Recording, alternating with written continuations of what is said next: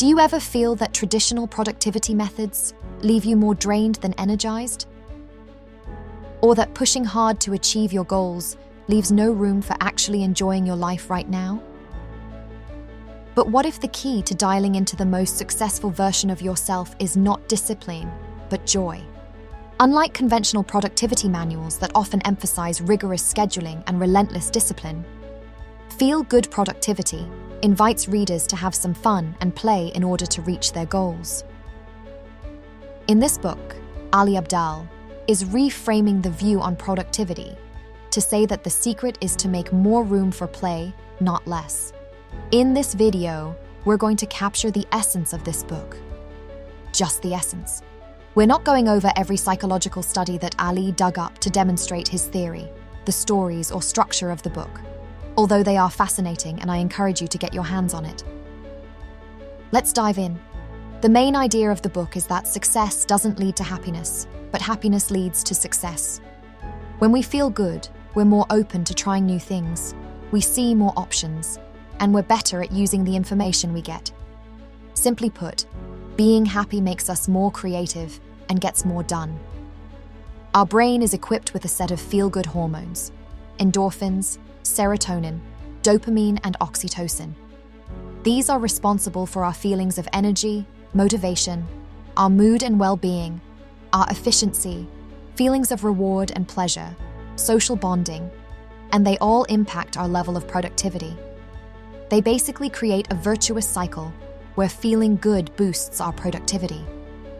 Being productive makes us feel accomplished, which keeps the good vibes going, starting the cycle all over again.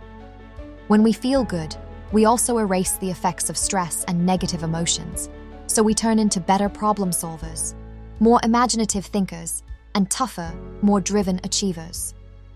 So what exactly can you do to turn on the feel-good hormones and achieve your goals? Number 1. Incorporate play, a sense of adventure and curiosity into your life and work. This could mean something simple as putting on music in the background while performing a task, taking a different route to work to break routine, trying a new coffee place, trying a new software, or just asking yourself, what could I do to make this more fun? Think about, what is your play personality? Do you like to plan, create, move, joke around, collect, tell stories, wonder and discover new things, or are you competitive? Find your play personality and incorporate that into your work. Number 2, lower the stakes. Redefine the way you look at failure and approach things with a little less seriousness. When we're stressed, we're less likely to be playful, and our creativity, productivity, and overall well-being also take a hit. We need to aim for a more relaxed environment with less pressure.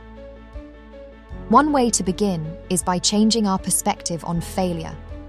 Studies have shown that our negative perception of the consequences of our failures can decrease our efforts by more than 50%. So the key is to reframe our failures and think of them as data points.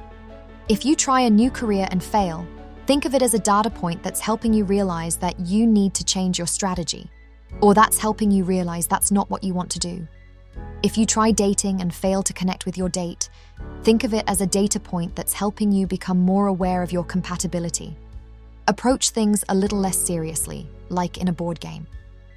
You still want the players to be engaged enough in the game so they're not completely uncaring, but not so serious that they become completely fixated on winning. Similarly, when your work is completely draining you, ask yourself, how can you approach it with a little less seriousness? Number 3, take control.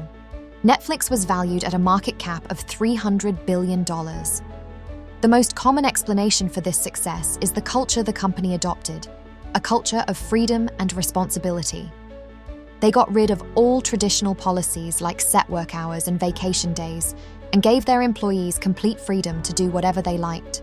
This helped attract and retain top talent and stimulated the creative teams to come up with brilliant ideas and produce new shows. As long as they would meet their objectives, they could do whatever they liked. They were in control of their own work. This goes to show that a sense of control over your work and your life and decisions is an energizer. The sense of motivation you find in yourself is much more powerful than external rewards, such as your salary. So find out how you can take the kind of control over your work that motivates you. If you're a teacher, you can control how you teach, even if you can't control the curriculum. If you work at McDonald's, you can control how you interact with customers, even if you can't control much else. Whatever you do, you still have control over your confidence, your learning, and how you approach your tasks. So boost your confidence by being your own cheerleader, level up your skills, and take ownership over how you work on your tasks. Number 4, relational energy. This is basically the energy you get from interacting with other people. We are social creatures, and the sense of being part of a team, collaborating with someone else, or asking for help is a powerful resource of positive energy and feel-good productivity. So ask for help. People are much more eager to help than you think. Collaborate, communicate your goals and achievements, and find a community you feel part of, even if it's just virtual. Number 5, overcome procrastination through clarity. Discipline methods don't often work because telling a procrastinator to just do a task is like telling a clinically depressed person to cheer up. To overcome procrastination, you need to clarify your goals so that you motivate yourself. Achieve clarity by asking yourself why you have to do a certain task. Ask the question 5 times, and by the 5th why, you will reach the higher purpose which will motivate you. If it doesn't, then you probably shouldn't bother. Ask what. Not knowing exactly what we're supposed to do is the biggest barrier in getting started. So get clarity on what you need to do and think in small implementations rather than big goals and abstract angles. You might feel like the higher goals are overwhelming you. Ask when.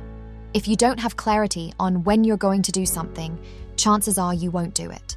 So the tip here is to use your calendar as your to-do list. Block time in your calendar for your work, your hobbies, your relationships, and other values important to you.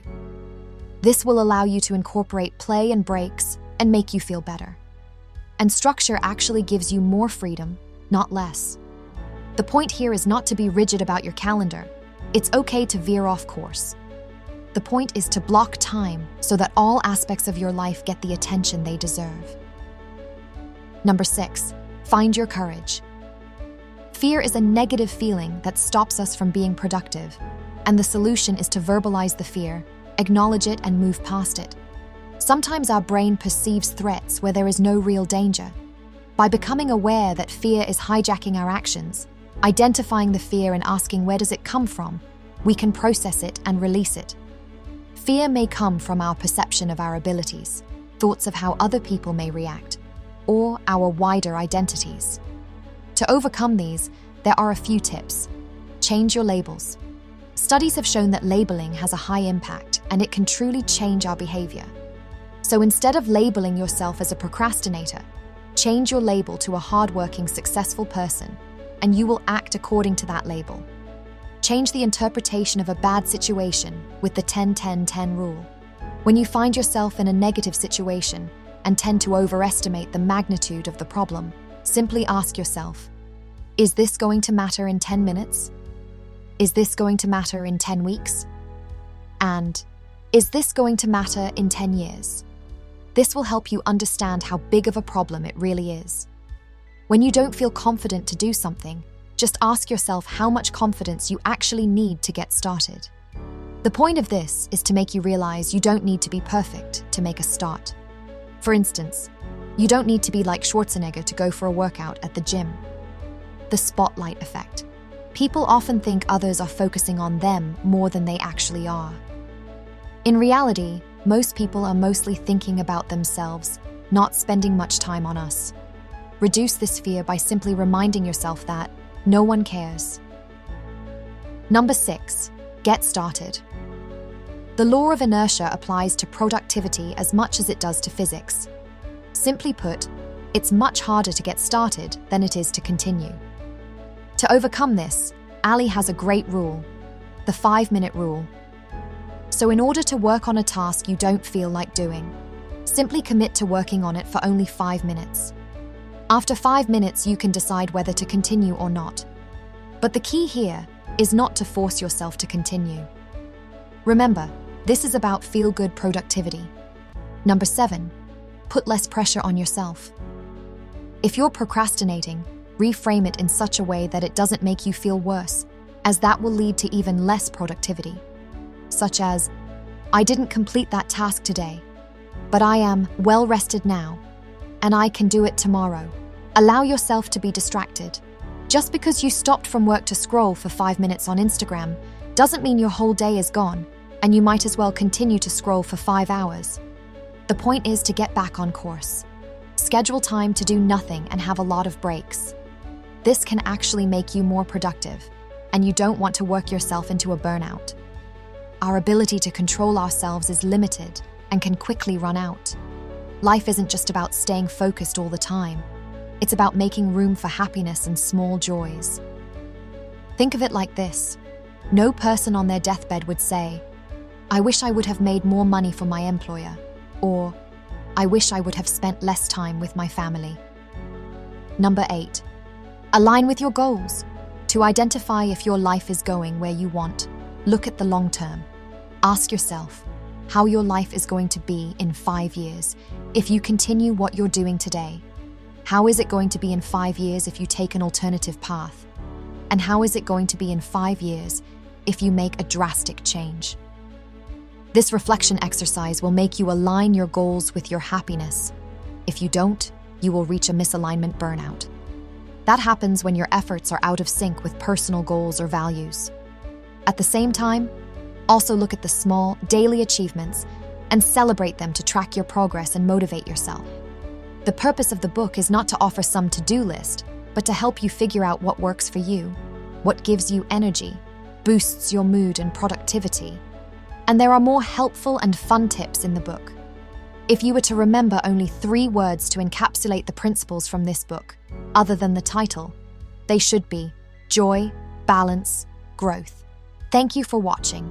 If you enjoyed this video, don't forget to like and subscribe. Keep reading, keep learning, and I'll catch you in the next video.